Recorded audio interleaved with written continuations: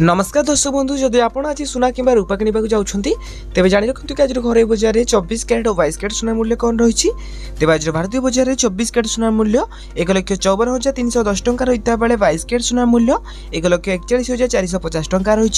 सेहीपरि राजधानी भुवनेश्वर में 24 कैरेट सुना मूल्य 10 ग्राम पिछा 1,54,310 टंका रही बेले 22 कैरेट सुना मूल्य 1,41,450 टंका रही। एपरिक नुआ दिल्ली में 24 कैरेट सुना मूल्य 1,54,460 टंका रही बेले 22 कैरेट सुना मूल्य 1,41,600 टंका रही।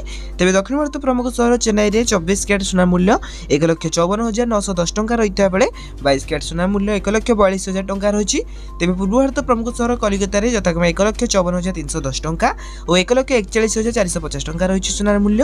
अन्यपटे रूपा मूल्य किलो पिछा 3,25,000 टंका होती। तेज यहाँ आज दिन सुना सठिक मूल्य।